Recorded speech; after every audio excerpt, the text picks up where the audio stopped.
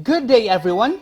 Welcome! My name is Loreto Atamosa, and for today's video, we will focus on how the globalization structures discussed in our previous discussion affect various forms of cultural life. With that, we will talk about the topic, a world of ideas, cultures of globalization. So culture is used here in the broadest possible sense, referring to the daily practices of people.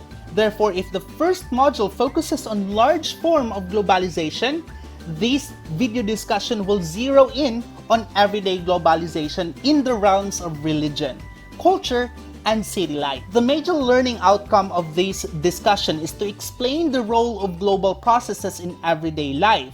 With that, our video discussion is organized into 3 videos, which are the globalization of religion, media and globalization, the global city. For today's video, we will focus about the topic, the globalization of religion. Let's get started! Welcome to the first lesson for this discussion. This lesson will help you understand how globalization spreads and affects different entities. The role of religion will be discussed in the growth of globalization, as well as the effect of globalization in the aspect of religion. With that, our intended outcome for this video discussion are the following. For you to explain how globalization affects religious practices and beliefs, to identify the various religious responses to the globalization, and to discuss future of religion in a globalized world. Alrighty, so religion, much more than culture, has the most difficult relationship with globalism. First, the two are entirely contrasting belief systems. Second, religious people are less concerned with wealth and all that comes along with it. Third, globalists are less worried about whether they will end up in heaven or hell. And lastly, religion and globalism clash over the fact that evangelization is in itself a form of globalization. So the following are some of the important distinctions of religion and globalism. First, we have religion is concerned with the sacred, while globalism places value on material wealth.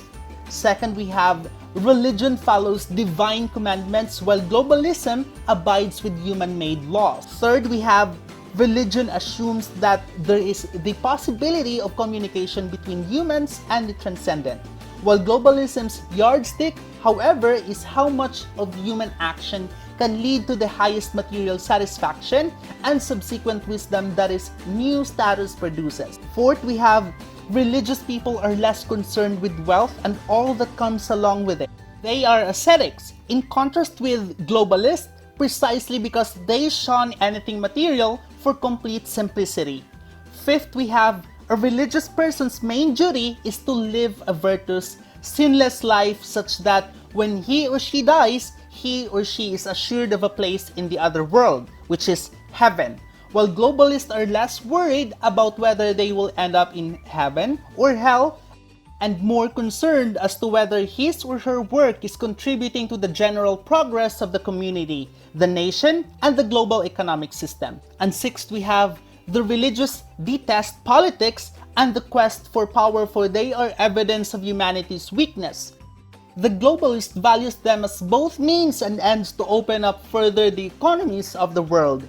And lastly, the religious is concerned with spreading holy ideas globally, while the globalist wishes to spread goods and services. With this idea, mapapansin natin na ang religion at globalism kung ating lalahatin ay isang uri ng globalization. So if you happen to notice, our first impression of religion is that they could help us find our way of life which could be true, especially to the religious. However, there is one disadvantage that rises above the idea. Religion tends to divide everyone. Like for example, Islam, Catholic, born again, and etc. With this division, we tend to resort to war and conflict because of the different beliefs reinstated. So all religious mentioned are making efforts at spreading the word of God and gaining adherents abroad. Religions regard identities associated with globalism, like citizenship, language, and race, so as inferior and narrow because they are earthly categories. So these philosophical differences explain why certain groups flee their communities and create impenetrable sanctuaries, where they can practice their religions without the meddling and control of state authorities, some of which are the followers of the Dalai Lama established in Tibet. Buddhist monasteries are located away from civilization so that hermits can devote themselves in prayer and meditation. The Rizalistas isolate themselves in Mount Banahaw. The Essenes hid themselves in the desert during the Roman-controlled Judea. The Mormons of the Utah also isolate themselves in some time. The groups believe that living among the non-believers will distract them from their mission or attempt them to abandon their faith and become sinners like everyone else. Now, kung i-base natin sa reality, the relationship between religion and globalism is much more complicated.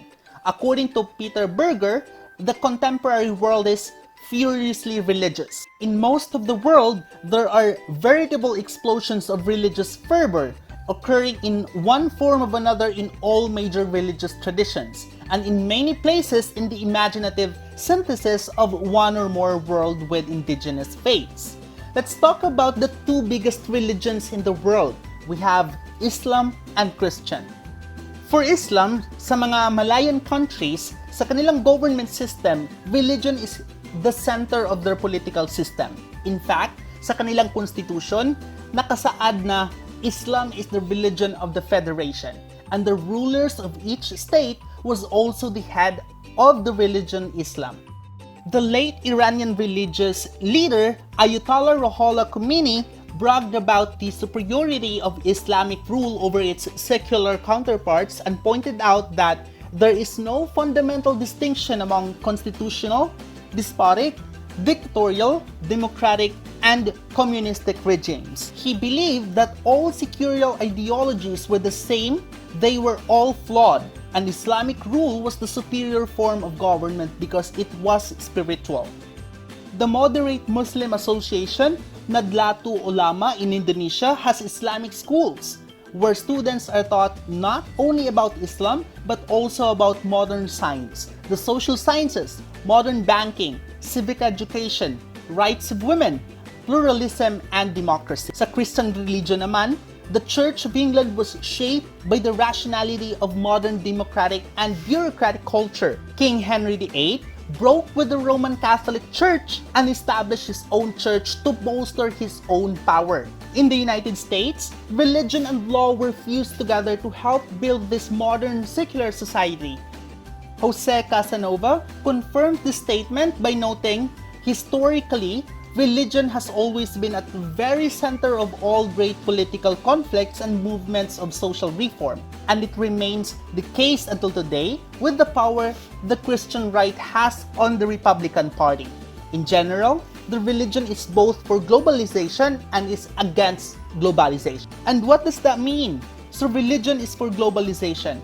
You see, Christianity and Islam see globalization less as an obstacle and more as an opportunity to expand their reach all over the world. Globalization has freed communities from the constraints of the nation-state, but in the process also threatened to destroy the cultural system that bind them together. Religion seeks to take the place of these broken traditional ties to either help the communities cope with their new situation or organize them to oppose this major transformation of their lives. And now, religion is against globalization. Some Muslims view globalization as Trojan horse, hiding supporters of Western values like secularism, liberalism, or even communism, ready to spread these ideas in their areas to eventually displace them. The World Council of Churches has criticized economic globalization's negative effect. It vowed to make themselves accountable to the victims of the project of economic globalization by becoming its advocates inside and outside the centers of powers. And so what's the conclusion? The conclusion is, for a phenomenon that is about everything, it is odd that globalization is seen to have very little to do with religion. Therefore, with reason, one will have to look elsewhere than to moral discourse for fruitful thinking about economic globalization and religion. Religion being a belief system that cannot be empirically proven is, therefore, anathema to modernization. The thesis that modernization will erode religious practices is often called secularization theory.